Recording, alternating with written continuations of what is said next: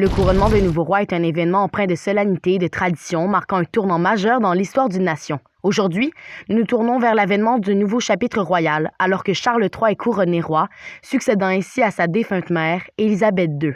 Ce moment marque le début d'une nouvelle ère pour le royaume, où les responsabilités de leadership et le fardeau de la couronne sont transmis à une nouvelle génération.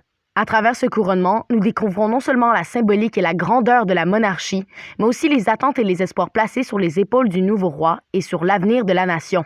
C'est un moment qui suscite l'excitation et l'anticipation, non seulement pour la famille royale et ses proches, mais aussi pour le peuple, qui attend avec impatience de voir comment le règne de Charles III façonnera l'histoire et l'avenir du pays.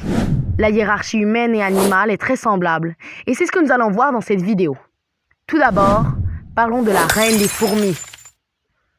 La reine des fourmis, également connue sous le nom de reine-mère, est une figure centrale dans la hiérarchie complexe et fascinante de la société des fourmis.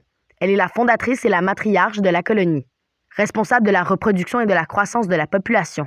Nous allons explorer le rôle crucial de la reine des fourmis et sa relation avec les autres membres de la colonie.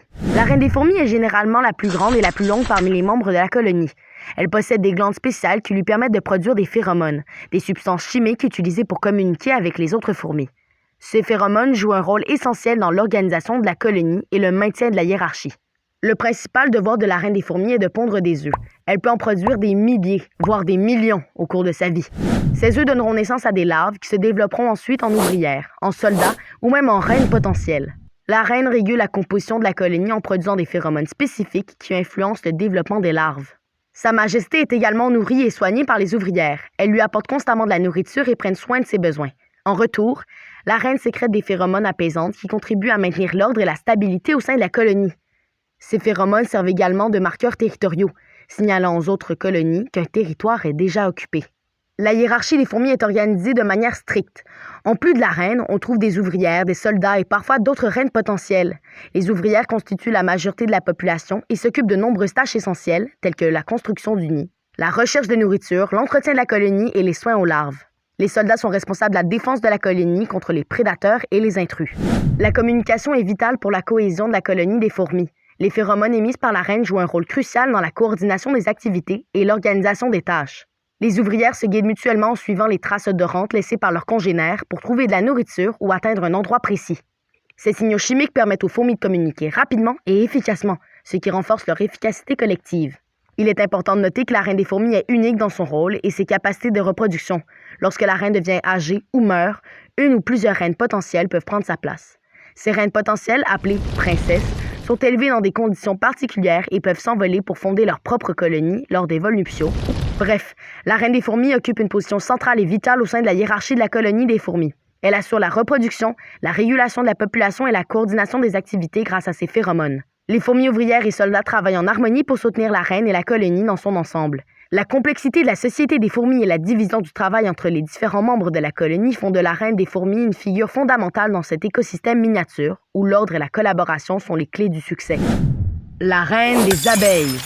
Nous en savons déjà tous un peu sur la reine des abeilles, mais uniquement les bases. C'est-à-dire que la reine des abeilles règne la ruche, maintient l'ordre, etc. Cependant, la reine des abeilles est bien plus fascinante que vous le pensez. La reine des abeilles est le cœur de la colonie. Cette dernière est littéralement la mère de toutes les abeilles dans la ruche, puisque son rôle est de pondre des milliers d'œufs par jour. Cependant, vous devez bien vous en douter, cette tâche est bien dure, ce qui est pourquoi cette dernière est accompagnée d'abeilles ouvrières qui la toilettent, nourrissent et s'occupent de son état général. Mais qu'est-ce qui fait en sorte qu'une reine est reine? En effet, c'est grâce à son apparence physique, un peu condescendant direz-vous. Eh bien, pas tant que ça. Les reines sont sélectionnées en fonction de leur corps pour pouvoir remplir leurs tâches. Cette dernière doit être plus grande et avoir un abdomen allongé. Sa physiologie l'aidera donc à sécréter des phéromones qui vont non seulement l'aider à réguler la ruche pour maintenir l'harmonie, mais également à stimuler l'appareil reproducteur des abeilles femelles. Assez utile, non? Et oui, tous ces systèmes sont très semblables à ceux des fourmis. La vie de la reine. Le cycle de vie d'une reine est bien particulier. Cette dernière naît dans une cellule spéciale de la ruche. Après sa naissance, la reine s'accouple avec de multiples mâles appelés faux-bourdons. Elle stocke alors dans son appareil reproducteur des spermatozoïdes qui feront en sorte qu'elle pourra pondre des œufs fertilisés jusqu'à sa mort. Parlant de mort, une reine vit plusieurs années, ce qui est beaucoup plus que la majorité des abeilles. La majorité des abeilles vivent quelques semaines à peine. La différence est très grande.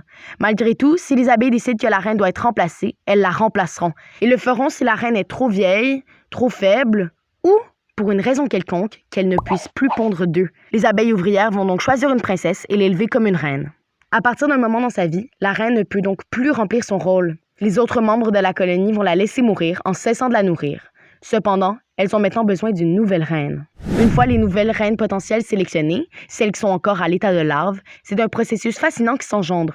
Les ouvrières vont nourrir la nouvelle reine à l'aide de gelée royale, appelée également lait des abeilles. C'est une substance produite par les abeilles ouvrières grâce à des glandes contenues dans leur tête. Elle est blanche, gélatineuse et composée en majeure partie d'eau, de sucre, de protéines, etc. pour pouvoir assurer le bon développement de la nouvelle reine. Cette gelée va donc modifier l'ADN de cette abeille pour la rendre encore plus propice à ses devoirs de reine. Cependant, ce n'est pas encore gagné pour la future reine. Plusieurs autres larves ont aussi été nourries de cette gelée, les rendant également propices au rôle de reine. Les larves vont se battre entre elles et celle qui gagnera le combat en tuant ses adversaires ira ensuite en mission pour s'accoupler avec le plus de mâles possible, comme mentionné plus tôt. C'est une fois que cette tâche est terminée que cette dernière se verra proclamée reine. Merci d'avoir regardé cette vidéo. Je tiens à remercier toute l'équipe pour l'écriture de ce texte. J'espère que vous avez compris à quel point la hiérarchie animale est complexe et très semblable à celle des humains. Abonnez-vous, partagez la vidéo à vos amis. On vous dit à la prochaine.